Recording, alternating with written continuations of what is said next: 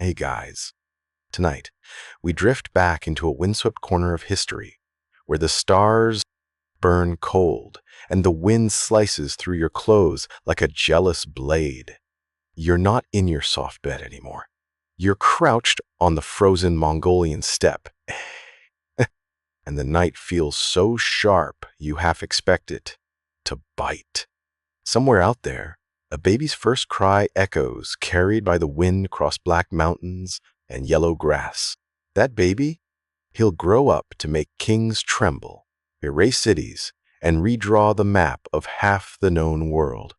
But for now, he's swaddled in rough felt, his tiny fists already clenching, like he knows life won't hand him anything. And here's your little bedtime reality check. If you actually had to survive one night out here without your cozy blanket, you probably wouldn't. So, before you get comfortable, take a moment to like the video and subscribe, but only if you genuinely enjoy what I do here. And hey, let me know in the comments, where are you watching from?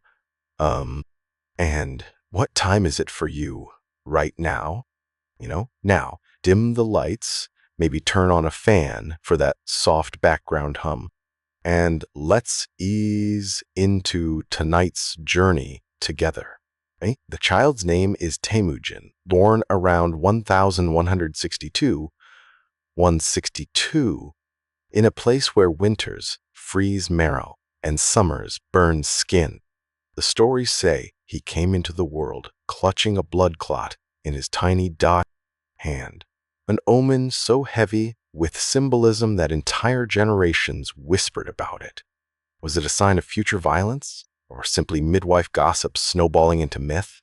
Historians still argue whether it meant anything at all, but you can imagine the tension in the jar that felt tent flickering with firelight as elders exchanged uneasy glances. Nobody wanted to admit it out loud, but everyone thought this child might bring storms. Now, the Mongol steppe itself was a teacher crueler and wiser than any human mentor. You can almost hear the wind whistle through your ears as you picture the endless plains, rolling grass, sudden dust storms, and predators lurking at the edges. Survival here was like walking a tightrope above a canyon. One misstep and the land swallowed you whole. Children grew up fast because hesitation was basically an invitation to die. Little Temujin's earliest toys weren't dolls, but bones and scraps from the hunt you trudge beside his family. His father, Yasuge, a chieftain of modest standing, and his mother, Hulun, fierce enough to claw respect out of reluctant clans. Picture her dragging him and his siblings across the steppe, tending fires, gathering roots, and keeping sharp eyes on rival raiders, while other kids in cushy kingdoms played with carved figurines. You're here tying a strip of leather around your waist to quiet hunger pangs. And still, you manage a half smile because the stars above are so wide. They make your problems feel tiny, even when they're not. Yasuge's influence meant Temujin wasn't just any boy. He carried the weight of expectations. But in the fragile ecosystem of Mongol clans, power was like ice in spring. It looked solid until you stepped on it. Rivals circled like wolves. One day, they were your allies. The next, they were plotting your downfall. If you had the patience to keep a diary out here, you'd run out of ink just listing the betrayals. One mainstream fact historians do agree on: the Mongols measured wealth not in gold or palaces, but in herds. Sheep, goats, horses, these were the currency of power. A family with more animals than hands to herd them was basically royalty. And here's the quirky tidbit you didn't expect. Mongol kids sometimes learned to ride before they could properly walk. Imagine being barely out of diapers and already balancing on a pony, gripping with sheer determination because falling off meant breaking something vital. Your tricycle? Cute. Their training wheels?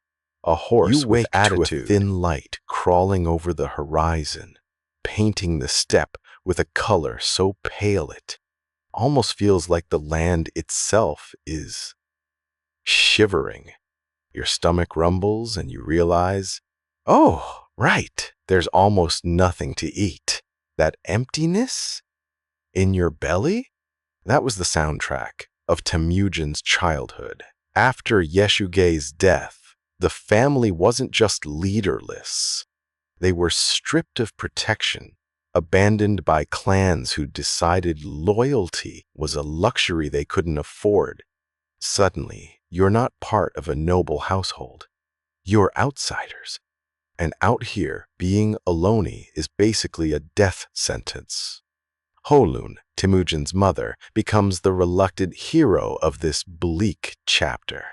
You picture her with wind-tangled hair, herding the children to scavenge roots and fish from icy rivers.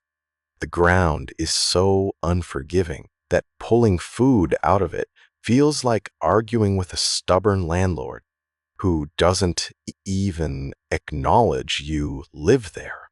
You gnaw on whatever you can find, and if that means chewing wild onions until your breath could scare off wolves, so be it. The hunger digs deeper than just physical pain. It shapes the way you think. Temujin learns early that survival means taking risks other kids never even imagine. You fish with crude traps, set snares for rabbits, and if you get lucky, maybe you steal a goat from a rival group before they notice. If you get unlucky, you're the goat. Hunger is both teacher and bully, pushing you into choices that keep sharpening your instincts. Here's a mainstream fact. After Yeshugei's death, the Teiichi Ud clan, the very people who should have supported Temujin's family, cast them out. Betrayal wasn't a plot twist. It was policy.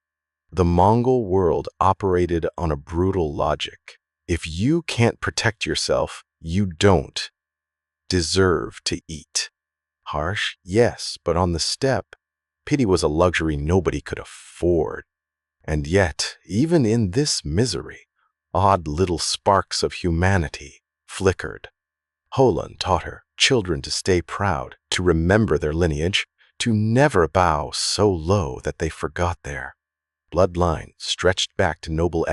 Imagine being half-starved, gnawing on pine, bark, and still being reminded, hey, don't slouch, you're descended from warriors. It's like being told you're royalty while rummaging through a dumpster. Now for the quirky tidbit. Mongol kids, including Temujin, learned early to use dried animal dung as both fuel and, let's say, building blocks. You think Lego hurts when you step on it barefoot? Try frozen horse droppings. And yet, with nothing else available, kids shaped little dung bricks into toy structures, practicing the art of building and breaking before they ever touched a sword. It's ridiculous, sure, but it also kept their imaginations alive in a world that could have ground them down. The hunger years also meant constant friction with neighboring clans. Temujin's older half-brother, Begder, grew into a rival within the family itself. Picture two young lions fighting over scraps, both desperate, both unwilling to back down. One infamous day, Temujin and his younger brother Kassar decided they'd had enough of Begder's dominance. Armed with bows, they shot him dead. The weight of that act settled heavy on Temujin's shoulders, a mix of grief, survival instinct, and the first taste of absolute power over life and death. Historians still argue whether this fratricide hardened him into the leader he'd become, or whether it simply revealed what had always been there. Either way, the line between family and enemy blurred forever. This moment also reveals something deeper. Rules on the steppe weren't handed down from above. They were written in blood, hunger, and necessity. You couldn't afford sentimental attachments if they threatened your survival. It sounds ruthless, but in the freezing dawn, with your breath steaming and your stomach aching, you understand. Mercy doesn't warm you. Food does. Joke break. You're gnawing on a frozen root, and it's so tough you wonder if prehistoric cavemen are laughing at you from beyond the grave. Temujin gnaws too, his eyes narrowed, already scheming ways to make sure this kind of humiliation doesn't last forever. And when he tells his brothers they'll rise again, you almost laugh. How? You're literally chewing sticks. But there's something in his voice, raw and magnetic, that makes you pause mid-chew. As the seasons turn, hunger becomes the backdrop to every lesson Temujin absorbs. He watches how rival clans use generosity as bait, offering scraps of food to lure loyalty. Then, yanking it away, he notices how a well-timed raid can mean the difference between starving and feasting. He learns that loyalty isn't free. It's rented with meals, secured with promises, king, and broken the moment you run out of either. The family somehow endures. Nights are long, filled with the sound of wolves too close for comfort. But Holun's fire refuses to go out. She feeds them dried berries, fish bones, and the occasional miracle, an actual hunk of meat. You close your eyes as the taste floods, your mouth richer than any banquet you'll ever attend later in life. Hunger rewires you. It makes survival itself taste divine, and through it all, little Temujin's resolve hardens.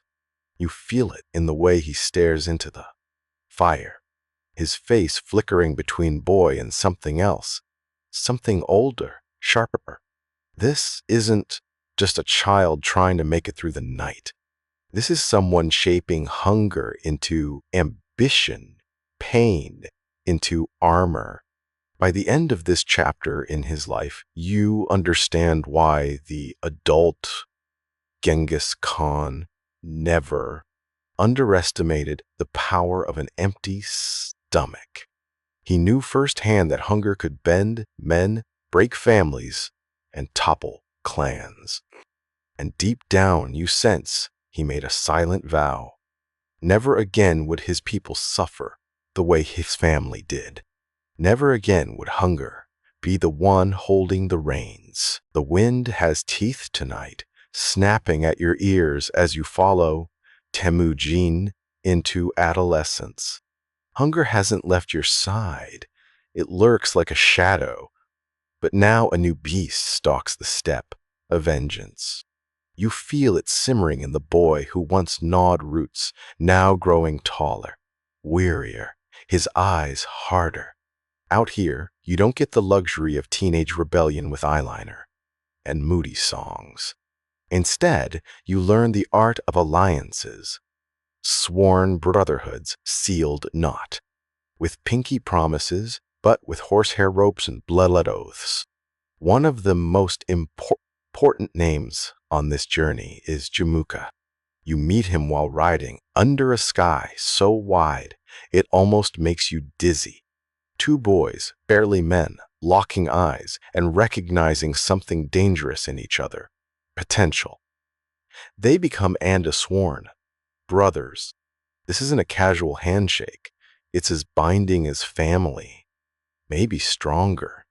The ritual involved exchanging gifts and sometimes mingling blood, and from that moment, betrayal. between Andas was considered one of the worst sins on the steppe. You can almost hear them whispering promises into the night, their voices carried away on the wind. Together, we'll rise.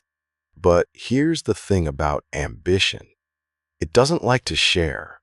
Temujin and Jamuka were like flint and steel, spark together, but just as likely to ignite a fire that would burn everyone nearby. For now, though, they rode side by side, a pair of restless spirits.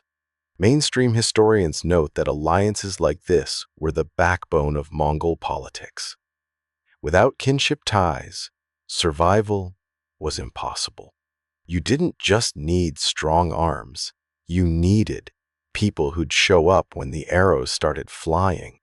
But here's a quirky tidbit. Sometimes these alliances were literally cemented over fermented mare's milk binges.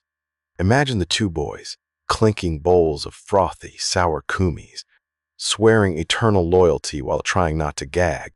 You want to laugh, but then you realize half the fate of Eurasia rested on the aftertaste of funky horse booze. As Temujin grows older, you notice he's not content to drift like other clanless men.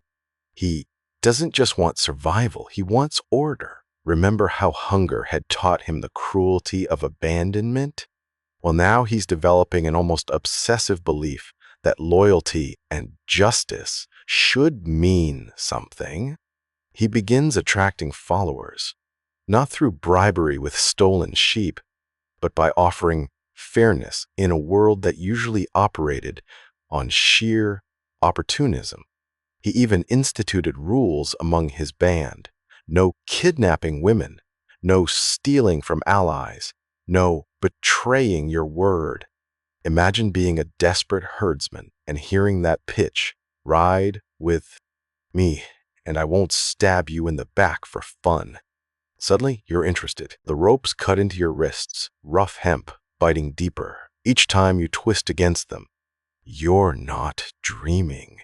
This is the memory Temujin carried for the rest of his life. The cold taste of captivity. Betrayal had caught him again. The Taichi Ud, those same rivals who had once abandoned his family, finally managed to get their hands on him. And instead of just killing the young man outright, they decided humiliation would be more useful. You feel the weight of a wooden collar locked around your neck, so heavy it forces you to stoop, a walking display of powerlessness.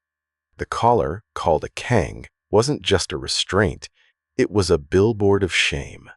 Imagine a medieval sandwich board, but instead of advertising sales, it screamed, "This one is weak."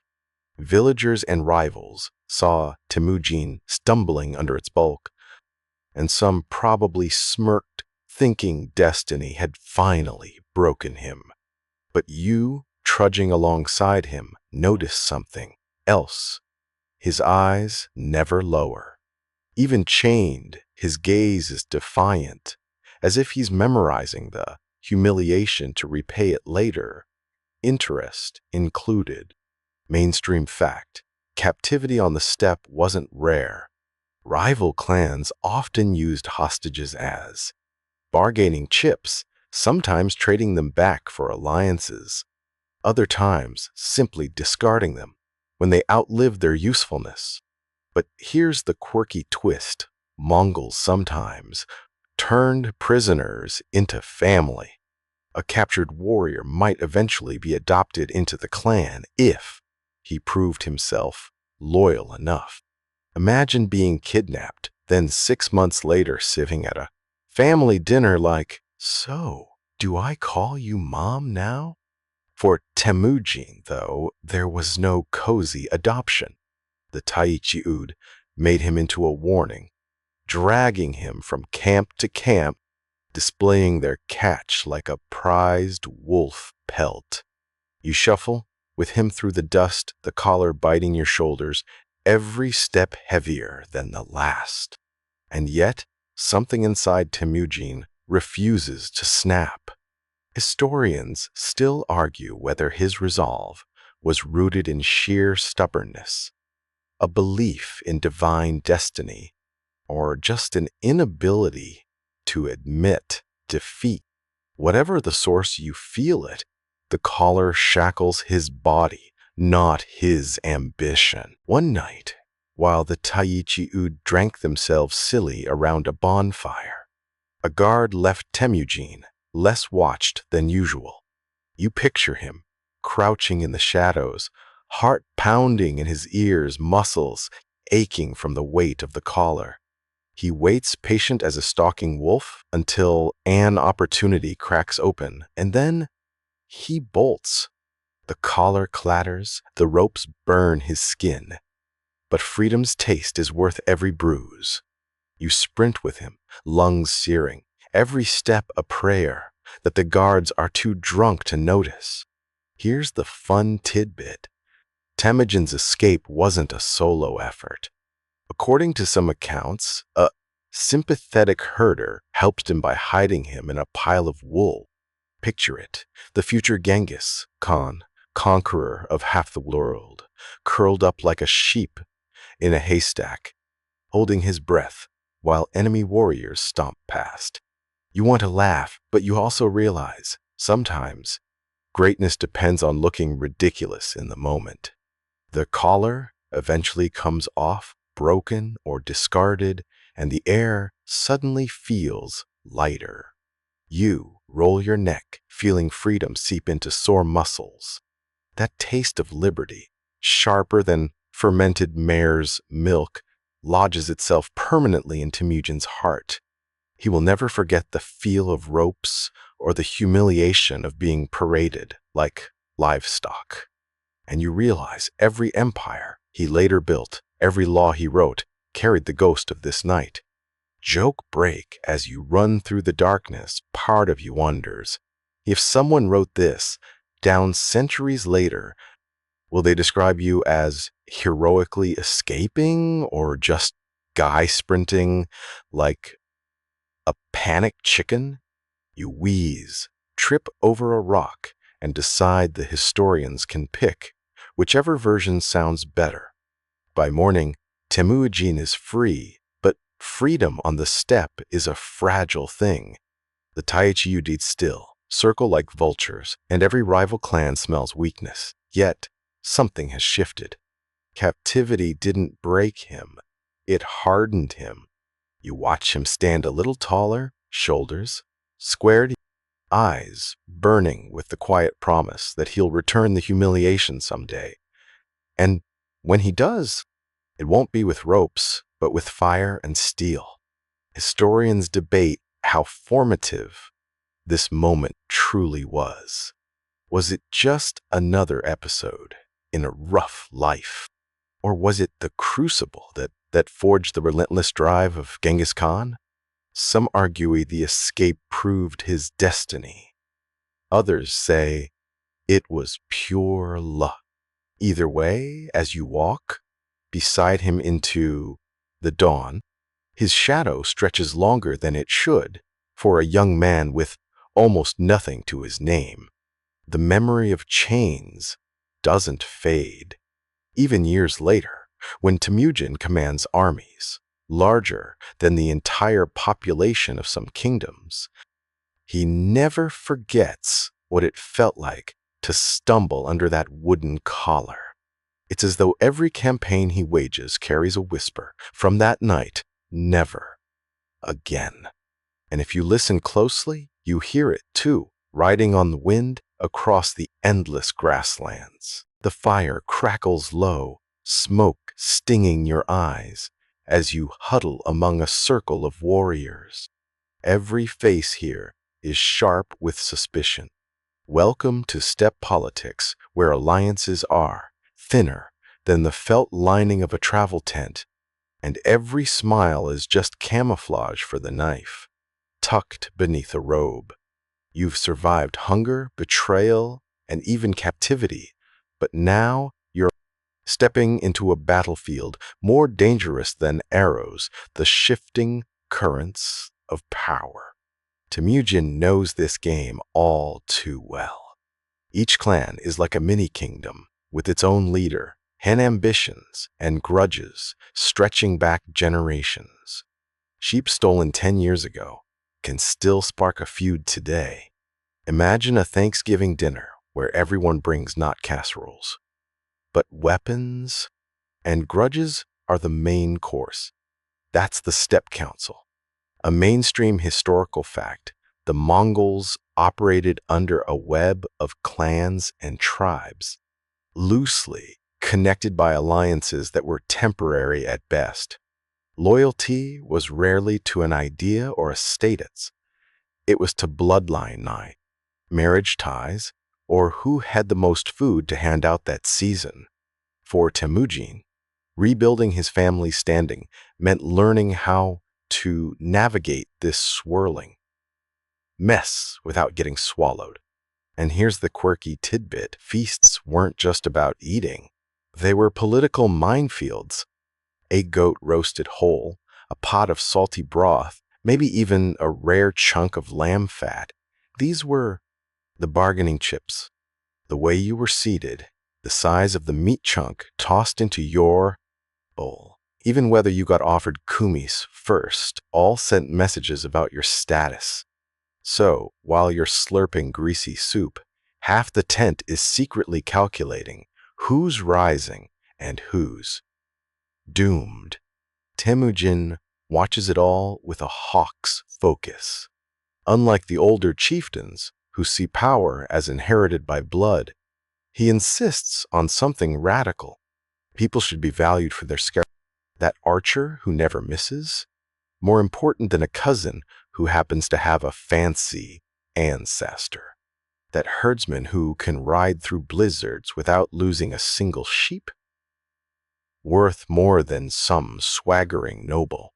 Historians still argue whether he truly believed in meritocracy or simply found it convenient to win followers outside the elite. Either way, it works. But politics here is not just speeches. It's survival. Every alliance Temujin forges is shadowed by betrayal waiting around the corner. One day, a neighboring leader swears, eternal brotherhood. The next, he's raiding your herds while you sleep. You almost want to laugh at the absurdity, but then you remember, on the steppe, sheep aren't just woolly. Cooties, they're life itself. Joke time. You're sitting at one of these tense feasts, nervously chewing mutton.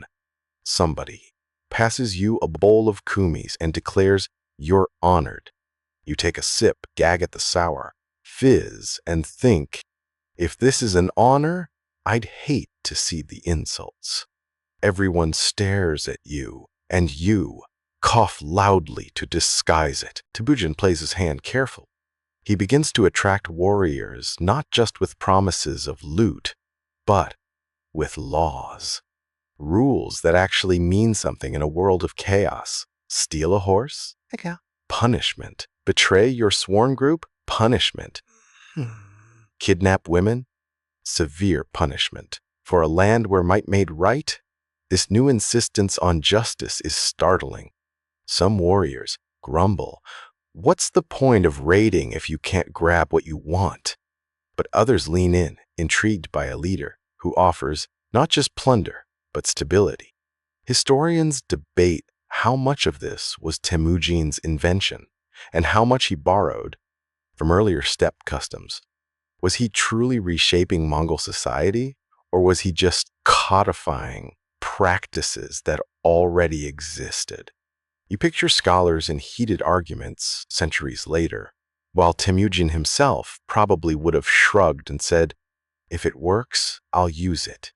Meanwhile, Jamuka, remember him, the sworn brother, the Anda, is still in the picture, but cracks are widening. Jamuka leans heavily on traditional aristocratic values, noble birth, noble rights. Temujin, by contrast, is building something new, attracting followers from lower ranks who are tired of being treated like disposable pawns. The steppe begins to split, not just between two men, but between two visions of leadership. For you, walking through these nights of tense feasts and whispered promises, it feels like balancing on ice. Every word you speak could tip a line. You keep your bowl steady, eyes down, pretending to be invisible, while Temujin quietly shifts the game board. You realize he's not playing for tonight's meal or tomorrow's raid. He's laying groundwork for something far bigger, though nobody else quite sees it yet. The most chilling part? Temujin has already learned the cruelest truth. Loyalty doesn't come from blood or even from oaths whispered over bowls of kumis. It comes from trust forged in, desperation and fairness upheld, even when it's inconvenient. He doesn't care if tradition scoffs. He knows hunger. He knows chains. And now he knows power is waiting for the man who can make chaos obey rules.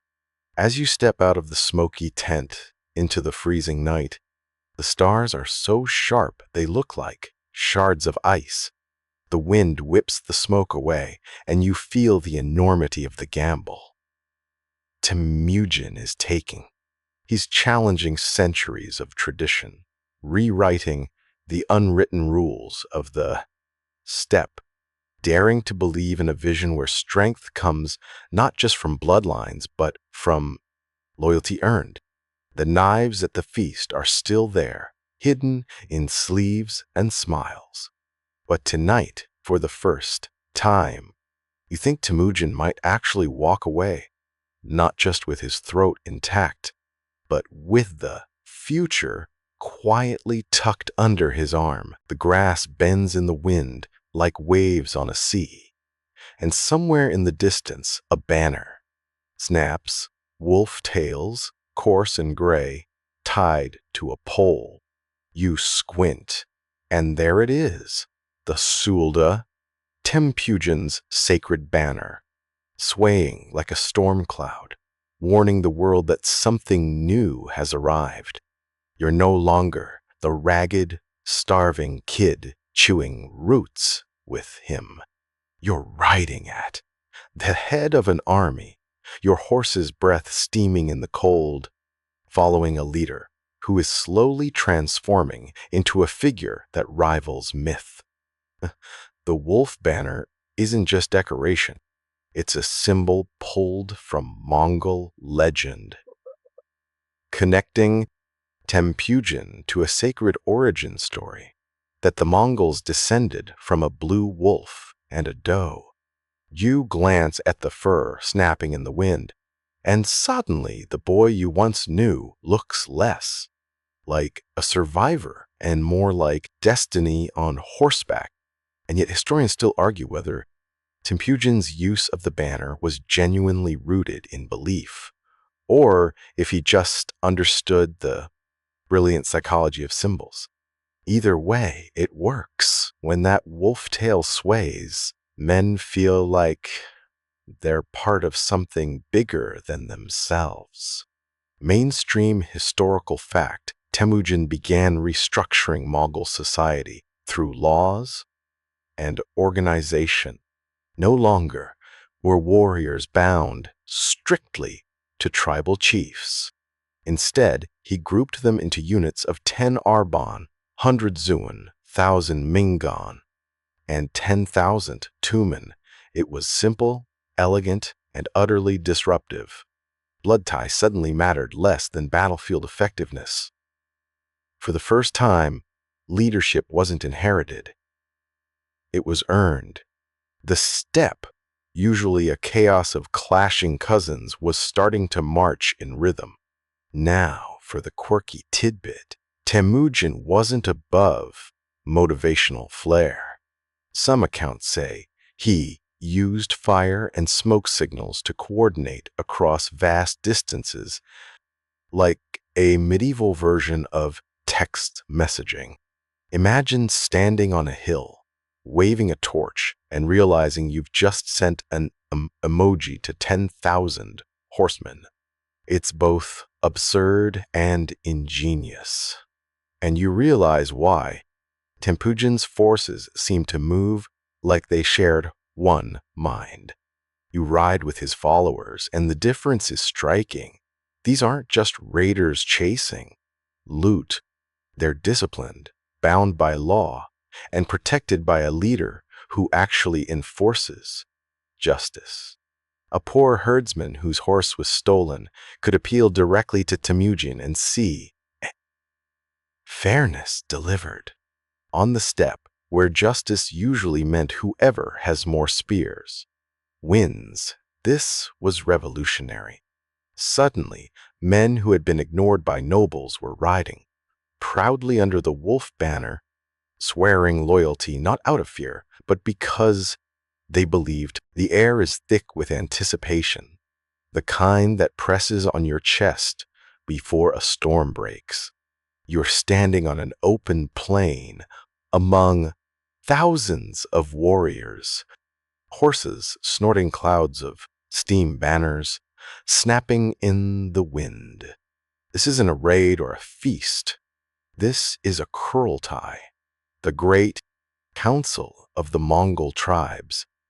And tonight it decides who holds the fate of the steppe. You glance at Temujin, his face calm but eyes blazing, and realize that the boy you once trudged with through hunger is about to claim a title that will echo across centuries. Great Khan.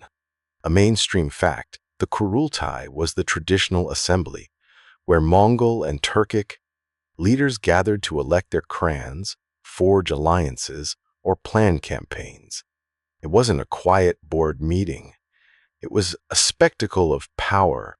Imagine a music festival, but instead of bands, it's rival clans performing shows of strength, arriving with horses, warriors, and endless boasting. The bigger the entourage, the louder the message, we matter. The tension here is sharper than any blade. Jamuka hasn't vanished. He too claims the right to lead, and his followers mutter that lineage makes him the rightful Khan. But Temujin is different. He's not leaning on birth, he's leaning on reputation. Warriors whisper about his fairness, about how he rewards skill over noble ancestry, about how his laws protect even the weak. You feel the weight of those whispers adding up into something unstoppable. Here's the quirky tidbit. The election of a Khan wasn't just a matter of raised hands. Rituals mattered. Sometimes leaders were lifted high on a white felt carpet raised above the crowd to symbolize their elevation. Picture it. A warrior who once gnawed on pine bark, now literally carried into the sky by men who believe he's destined to lead them. You can't help but smirk, thinking it's the medieval version of crowd surfing, except if you fall, you don't just bruise your ego, you lose an empire. Temujin is declared Genghis Khan, universal ruler. You hear the words ripple across the plain like thunder. And though historians still argue what exactly the title meant, was it universal, oceanic, or simply supreme? In this moment, it feels monumental. The ground itself seems to tremble, as though the earth is acknowledging a shift in history. Joke time. As the ceremonies drag on, someone offers you yet another bowl of kumis. You mutter, "At this point, I think my blood type is fermented mare's milk." One warrior nods seriously, thinking, "You've just made a profound statement of loyalty." You smile awkwardly and sip, wondering how your stomach hasn't quit yet. Temujin rises to speak, his voice carrying over the crowd without needing to shout. He promises justice, stability, and victory. No more endless betrayals, no more chaos of petty raids. He offers a vision of unity, of one law binding all Mongols. And though speeches are cheap, something about his delivery is different. He speaks as though every hardship, the hunger, the captivity, the betrayals, has distilled into this exact moment a vow not just to his people, but to himself. Historians still argue whether the Mongols truly bought into this vision, or whether they simply followed because Temujin was terrifyingly competent. Was it belief or pragmatism? You look around at the faces lit by firelight, and you see a mix of both. Some eyes shine with hope, others glint with calculation. Whatever their reasons, they all bow their heads when the wolf banner rises higher than ever before. The coronation isn't just symbolic. It comes with rules. Temujin reinforces his military structure, the units of 10, 100,000, 10,000. He formalizes the yasa, his code of law, laying down principles that stretch far beyond simple raids. Protect women, punish theft, reward loyalty. These aren't just laws, they're tools shaping a society into a weapon sharp enough to cut continents. Night falls, and the Kurultai dissolves into a celebration. Fires roar, meat roasts, drums beat like the pulse of the earth. You eat until you're stuffed, though tomorrow will brew councils and endless planning. For now, the mood is almost intoxicating. This feels less like a political election and more like the birth of something enormous. As you lean back, full and drowsy, you catch sight of the wolf banner fluttering against a star-filled sky. It doesn't feel like fabric anymore. It feels alive, like it's watching, waiting, hungry. Temujin, Genghis Khan now, sits at the heart of it all, a man both ordinary and extraordinary, both scarred survivor and crowned ruler. And you can't shake the feeling that the world beyond this step has no idea what's coming for it. The stars overhead stretch across the steppe, glittering like shards of silver scattered on black silk. You breathe slowly, realizing you've reached the far edge of this story, the place where hoofbeats fade into whispers and echoes. What remains of Genghis Khan is not his empire, long since fractured, nor even his grave, which still hides itself under endless grass. What remains is legacy, slippery and immense, tugging at the fabric of the present like a hand you cannot quite see. Mainstream fact, by the time of his death in 1227, Genghis Khan had carved out the largest contiguous empire in world history, a domain stretching from the Pacific coast to the Caspian Sea. His children and grandchildren carried it even further, touching the borders of Europe, shaping kingdoms, toppling dynasties. The fact alone is staggering. No conqueror before or since managed to cover so much land in one lifetime. Quirky tidbit: Genghis Khan is often cited in genetic studies as having left behind a colossal lineage. Some researchers claim that about 0.5% of the world's male population, roughly 16 million men, carry a Y chromosome traceable to his family line. Imagine that, one man's DNA echoing through the centuries like an invisible army. You joke silently to yourself that if modern dating apps ever added a Genghis descendant badge, half of Central Asia might light up. Historians still argue whether Genghis Khan's genetic empire is exaggerated by selective sampling or truly reflects his power. Some dismiss the numbers as overblown, others marvel at how political dominance could leave such a lasting biological mark. You shrug, listening to the night wind. The debate itself feels like proof of how impossible it is to measure him neatly. Joke number one. You glance around at fellow travelers. Statistically, you murmur, at least one of you might be related to him. Congratulations, you've inherited world conquest and possibly an awkward family reunion. But legacy is not just blood. It's culture, fear, admiration, hatred, inspiration. To some, he's still a monster who burned cities to ash. To others, a unifier who dreamed beyond tribal squabbles. In Mongolia, he's revered as a national founder. His portrait hangs on money, his name on vodka bottles, his face a symbol of resilience. Elsewhere, he's a cautionary tale, proof of the devastation unchecked ambition can bring. The paradox is almost soothing. A man both celebrated and cursed, hated and honored, thanked, demonized and worshipped.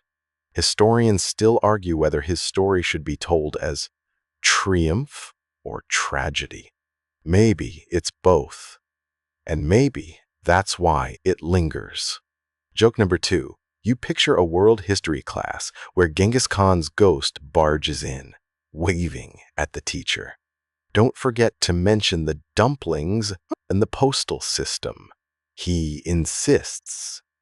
The students nod nervously, writing it down. And here's the secret. The past doesn't end neatly. Genghis Khan's story is unfinished because you are still living in its shadow.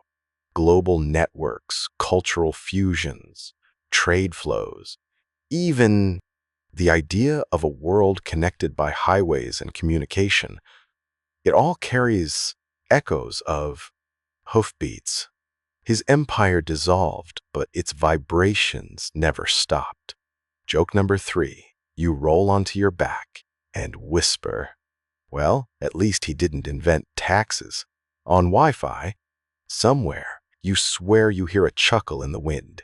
The fire is low now. Horses are quiet. Your eyes grow heavy. And as sleep begins to pull you under, you sense the weight of what historians don't always admit, that Genghis Khan is not really gone. He lingers in arguments, in folklore, in genetics, in the unseen roots of modern life. He is both ghost and ancestor, empire and myth, silence and thunder. And you, here, now, carry him forward simply by remembering. The night stretches longer, softer, as though history itself exhales.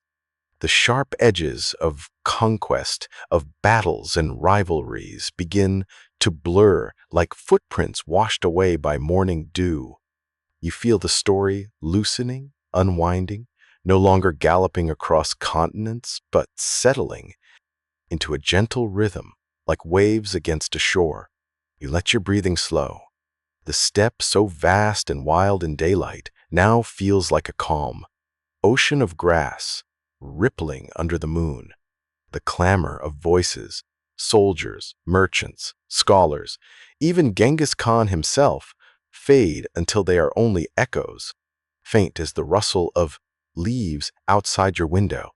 There's comfort in remembering that history, no matter how fierce, always quiets eventually. The fires burn down to embers. The empires break apart. The noise softens into stories, then into whispers, then into dreams. And in those dreams, you are safe, resting at the farthest edge of time. Imagine now a wide horizon, stretching endlessly, but instead of armies charging, it is only the steady drift of clouds. Instead of clashing steel, it is the hush of the night breeze.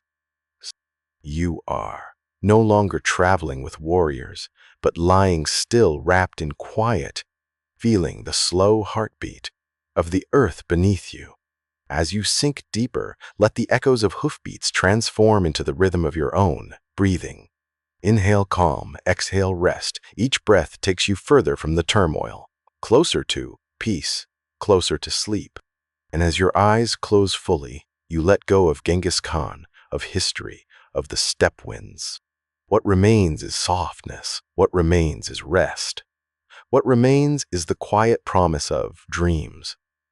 Sweet dreams,